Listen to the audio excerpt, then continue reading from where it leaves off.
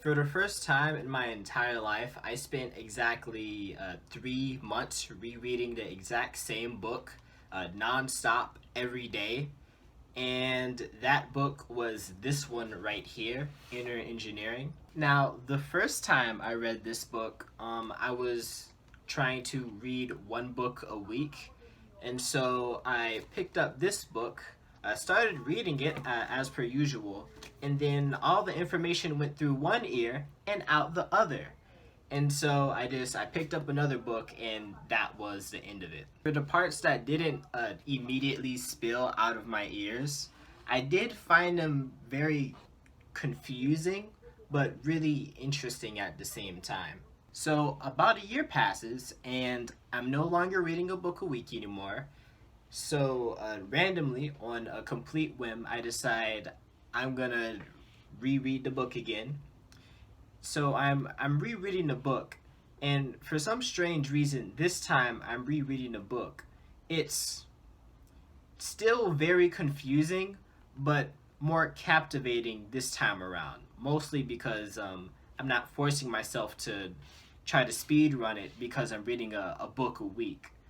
And what was really strange about this second coming around was it seemed like the book was reflecting everything I had experienced the year prior back to me, almost as if the book was speaking to me. And while I'm reading this book for the second time, and it seems like things are just suddenly just connecting and everything just makes sense, I'm contemplating the information that is like sinking in, and I'm thinking over like the things that I tried to do the last year. And I remember feeling like distinctly very, very stupid. Like very, very stupid.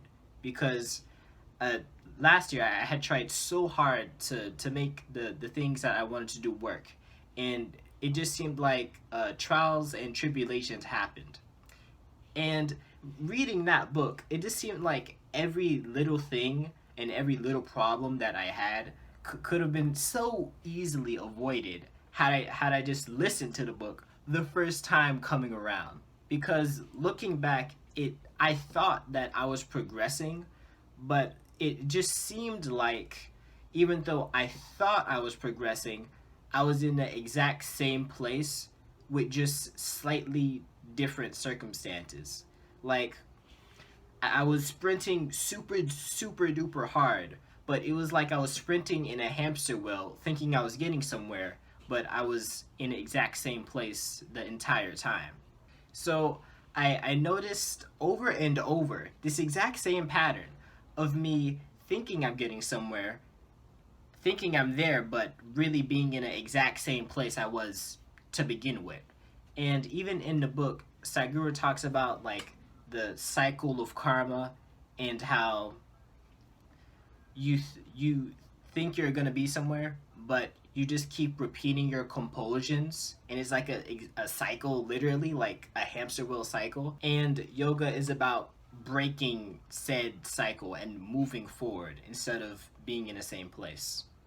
So I'm not only not reading a book a week anymore, but I am just reading the exact same book every single day because I something was special about this time. Like it was just captivating. This book was just captivating this second time coming around.